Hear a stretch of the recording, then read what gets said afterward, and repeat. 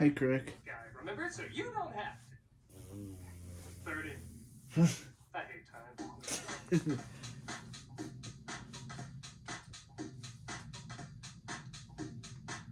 Yep, it was 1994 when this movie came out, and critics at the time, understandably, were very torn about it.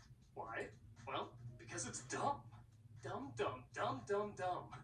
This is one of the most honestly titled movies that makes no mistake about what it is. But that's part of why it's endured for so long. It's one of the few films where when somebody says they like it or hate it, it's very easy to see why. It's a stupid flick that tries a wide variety of different jokes centered around how dumb its main characters are, and you're either going to see that idiocy as funny, or you're just going to see it as idiocy. Now, something I've noticed is whether you love or hate this movie, everybody has something positive to take away from it. The Siskel and Ebert review is a perfect example. Siskel thought the film worked, but Ebert thought it didn't quite come together, but acknowledges there are moments where it's the hardest he's ever laughed. God, I've heard you laugh. You heard me not only laughing, I almost had to be hospitalized. There was one moment in this movie that is probably the funniest moment I've seen in 5 years of comedies. And that's always something I noticed. Even people who don't like it have at least one scene that they love. And it's different for every person. I think that's a testament to the Farrelly brothers not really caring if their humor is highbrow, lowbrow, dark, light, slapstick, or dialogue-driven. Their main focus is only getting a laugh in a believable enough environment. Does the same dumbness still work today, though? Well, let's take a closer look. Let's see if 30 years makes this smarter, dumber, or both. Let's take a look at Dumb and Dumber. The film opens with Lloyd Christmas, played by Jim Carrey, hitting on a woman. That's a lovely accent you have. Austrian. Well then, g'day, mate. That's clearly Boston. The attempt doesn't work, and we see that Lloyd is actually the driver, which I'm not sure if the joke would be ruined or funnier if you heard him scrambling to get to the back seat. Excuse me. And the credits roll while we're introduced to Harry, played by Trip Daniels. He works for a pet grooming service, which he has. He has a weak excuse to have this car in most of the movie. But if you view these headlights as eyes, it suddenly looks like a deranged Pokemon, and it's instantly worth it. Harry, why haven't you locked those dogs off the show yet? Neither are particularly good at their jobs. In fact, they both get fired. Harry for ruining the dogs for a dog show, and Lloyd acting like a dumbass driving he thinks the love of his life, Mary, played by Lauren Holly. No, really, Fairleys, did you get in a fight over a girl who had that name or something? Statistically, they say you're more likely to get killed on the way to the airport. I have this cousin. Oh, I have. Lloyd, you think they still would have made a kid show out of this if they put together that Harry and Lloyd kinda have a body count? Though maybe the show's not so innocent when you realize the whole intro they're chasing Beaver. Everyone knows what they're doing. Speaking of which, Lloyd gives Mary a very uncomfortable goodbye. Lloyd. Just go. Sure, this isn't a prequel to the number 23. What? He knows as she leaves her briefcase, though, and he rushes to get it back to her, despite 2 other people were supposed to pick it up. The scene is still great. My only issue is every trailer had a funnier screen than what actually made it in the movie. I still swear there's a commercial where they used the Wilhelm yell. And even that was funnier than what made it in.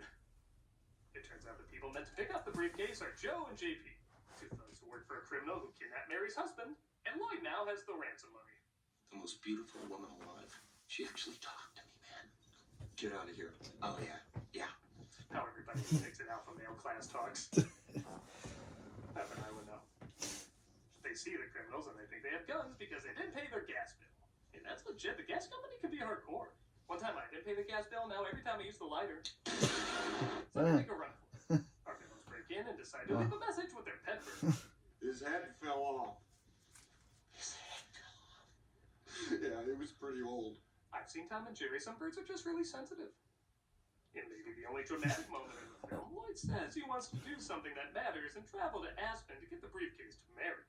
I'm sick and tired of having to eke my way through life. Sick and tired of being a nobody. I'm sick and tired of having nobody.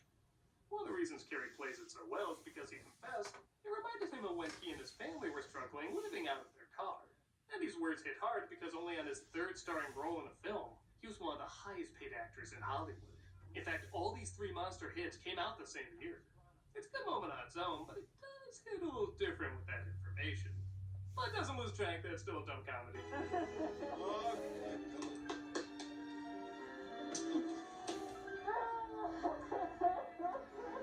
Okay, that's enough. I already made one movie creeper joke, so maybe Nigma could work here? They start on the road trip as Lloyd confesses to get a little extra money he sold their dead bird to a blind kid. And if you're wondering what scene made Ebert laugh so hard he embarrassed himself, this is the one. Can you say pretty bird? Pretty bird. Yes, pretty bird. Get to know the best don't shy away from their dark and twisted side. Aesthetic is no more. Harry accidentally spills some salt, so he literally throws a salt shaker over his shoulder, hitting some truckers who threaten him. Lloyd says he has a plan to get back at him he saw in a movie once. He tells the truckers they're sorry and want to buy them around, but tells the waitress the truckers are paying for Lloyd and Harry's meal. Alright, that's what he wants. Put these in there too. By the way, the movie they got that trick from? Who's Grand Adventure? The movie, they catch up to him half-mile down the road and slit his throat. Most violent scene ever animated. Which is funny, because it sounds very similar to a scene in Something Wild, but Harry was there for that, he would have remembered. Not pulling over now. Harry's freaked out the truckers are gonna catch up, even when Lloyd has to pee, pissing in several beer bottles.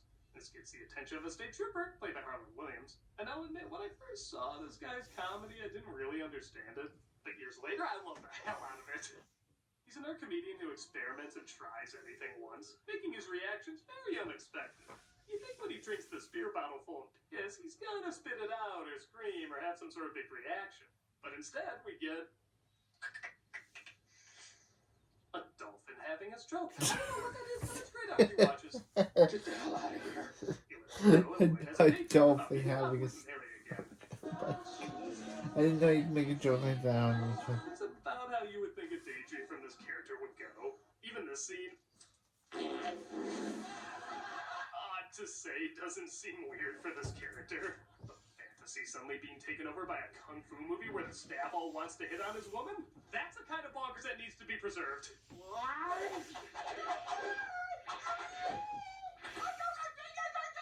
This takes over 2/3 of the fantasy. You could cut it and miss nothing essential to the plot, but by God, you would miss a joke literally throwing its heart at you and putting it in a doggy bag. It's just amazing. Yeah, one of my favorite Waco moments, her breasts suddenly turn into a truck. Thank God he wasn't driving towards a Macy's parade. And as pretty useless as both these thugs are, yeah, keep loading that gun we're never gonna see you use. We do get this one badass moment. Get off the top. Stay tuned for more of the St. Louis reboot of Doctor Who. Joe pretends to have a busted car to find out more about Lloyd and Harry and who they're supposedly working for. Want to hear the most annoying sound in the world?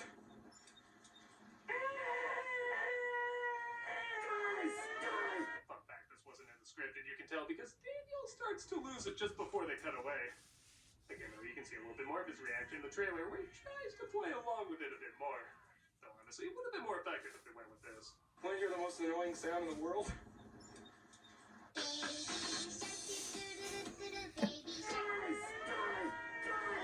When Joe figures out they're not with anybody, they're just incredibly dumb. He plans to poison them, but Harry and Lloyd accidentally end up poisoning him instead. Don't worry, I know CPR. It's okay! I'm a lifeguard! Joe ends up kicking the bucket, but that doesn't stop their trip, as they make their way to a gas station when Lloyd bumps into the trucker they scanned earlier. Harry accidentally saves him, though, just in time for me to get a good look at one of my personal favorite jokes. I mean, okay, it's not an amazing joke. No, it's literally what's written under it. Hey folks, we're starting YouTube memberships. If you want access to emojis, polls, behind-the-scene videos, and other perks, check out and see if you want to become a member. Lloyd takes over driving, taking him several miles in the wrong direction, resulting in this great line. I expected the Rocky Mountains to be a little rockier than this. Well, these Rocky Mountains are the actual height of Rocky. Harry is pissed because they have no money left, so he leaves Lloyd behind. Lloyd sells the car to a kid with a scooter, though, and they're back on track. Harry has to go to the bathroom, though, despite them trying to save on gas. Just go, man. Oh, that's your reward. Another successful Amazon delivery. They make it to Aspen, growing closer than they've ever been. But they realize when they get there, they have no idea where Mary is. They finally find out, though, that the briefcase is filled with tons of money. We borrow a few bucks, just a small loan from the briefcase, and we find ourselves some reasonable lodgings. Oh, come on, you can take out more from Carrie's paycheck. Nah, I'm just kidding. It'd be 7 briefcases to match his payment. Literally, half the film's budget went to him. And if you're thinking, what the hell? Don't worry, no one else is. Very nice. Very nice. They, of course, blow all the money on things they don't need until they find a paper that says Mary is going to attend a major event. I'm not sure how the Fairleys keep finding the most beautifully ugly tuxes in film, but they've proven to be almost as iconic as quoting other iconic lines in a new iconic way. I'd like to eat her liver with some farver beans and a nice bottle of Chianti.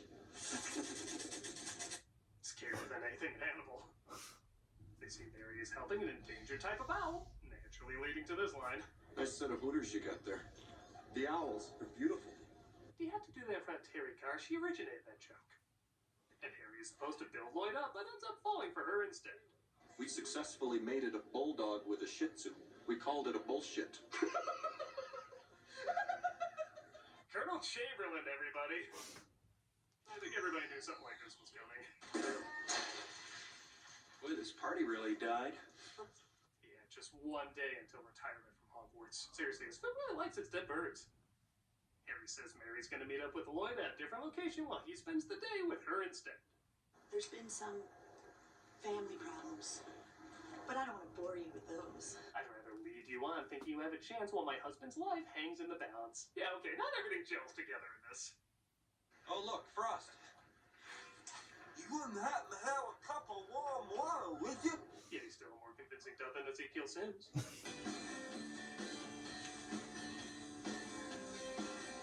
Just imagining Elsa giving Olaf the same treatment in Frozen. Lloyd finds out about Harry's betrayal, and while Harry makes up more lies, Lloyd plots his revenge.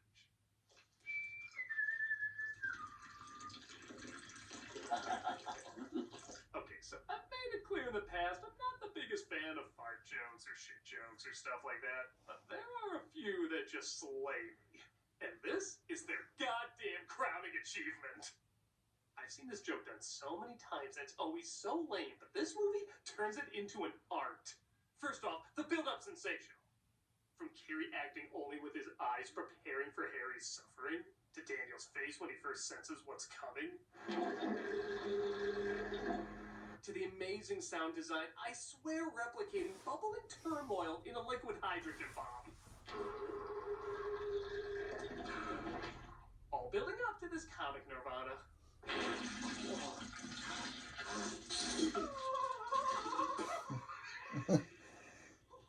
It's the mix of his facial reaction, his body positioning, and that explosive noise of Mount Krakatoa erupting into a toilet bowl.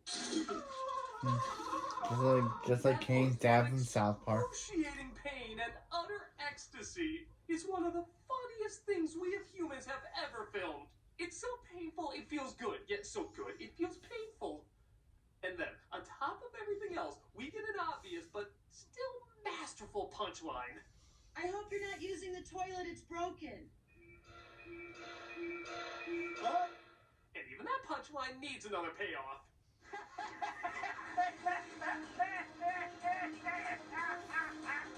I don't care what any film historian says, this stupid scene has layers. And people who love the craft of comedy should be studying it for years. I say without the tiniest bit of irony or sarcasm, I literally did this entire review just so I could talk about this one scene. If scientists ever do a study of comedically perfect moments, this has to be in the top 10. Don't look at me, that's just science. Not that this scene needs an earth topper, but this is also a pretty funny callback. The blind Rhode Island boy who was duped into buying a dead parakeet. I just thought he was real quiet. It's that one guy who's waving like, he can't see me, he's blind. God, I love it when a good comedy has no conscience. Lloyd drops by unannounced and tells Mary about the briefcase, so she agrees to go with him back to the hotel to pick it up. Here he practices his confession of love to Mary, saying she makes him feel like a schoolboy. I feel like a schoolboy again. A schoolboy who desperately wants to make sweet, sweet love to you. I ship off my childhood accident for you. It doesn't work as well in person, though. Mary? Hi. You didn't, boy. That's not what I meant. literally She says used their by a chances South are Park 1 in a movie. million, which he misinterprets as So you're telling me there's a chance? literally the mindset of anyone who sent a dick pic to a stranger. But the mastermind behind the kidnapping, yeah, you don't care who he is, and neither does the audience. Takes him hostage as well, finding out all his money has been replaced with IOUs. That's a car. 275,000. Might want to hang on to that one. Every IOU dollar is worth 5 British pounds. Harry comes in to save the day, does a pretty bad job, but then bounces back to still do a pretty bad job.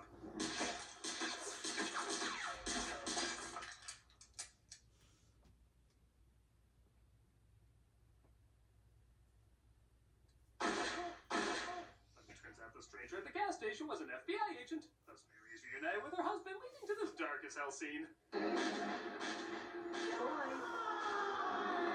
Huh? No, really, this might be the most demented character Carrie's ever played.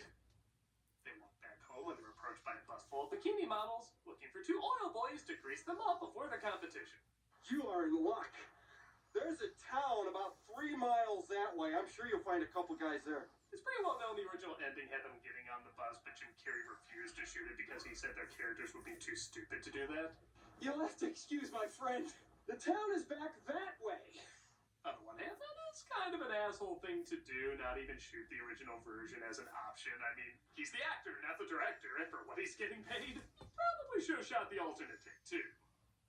On the other hand, he was right, that ending sucks, and this one's far better. Don't worry, we'll catch our break too.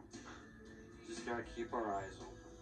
I'll compromise and say your douchiness knew what it was talking about. And that was Dumb and Dumber. I'm not gonna lie, it's actually a little funnier than I remember it. I think like anybody, I'm gonna find some jokes that don't work. And then they There are would plenty not of make a moments that sequel don't tie until together. 2015. With the exception of maybe fourth Or wall 2014, jokes, I even think. then, the Something Wild joke kind of counts. They try every type of humor I can think of in this. Again, within the limits of the reality they create. Then they made a prequel which didn't even have the actors in it. Moments I didn't even have time to But- mention here, and most of them do. Then they get a made lot the funnier sequel the with more the you watch. actors. Even when they feel desperate, there's just such a going for broke attitude and joy of performance that felt throughout the entire thing. Whether it's one with straight man or antagonists or over the top leads, everybody does their part with complete conviction, trying their best to make the joke work. Harry and Lloyd go back and forth between being likable and unlikable, and both work because the characters are usually too dumb to tell which is which. There's no moral or ethical conflict to be analyzed, it's just 2 idiots being 2 idiots. And when it's this team at this time bringing these 2 idiots to life, everybody can find at least one moment both so dumb yet so funny to walk away with. I'm the nostalgia critic guy, remember? So you don't have to. Want to hear the most annoying sound in the world? Head on, apply directly to the forehead. Head on, apply directly to the forehead. Head on, apply directly to the forehead.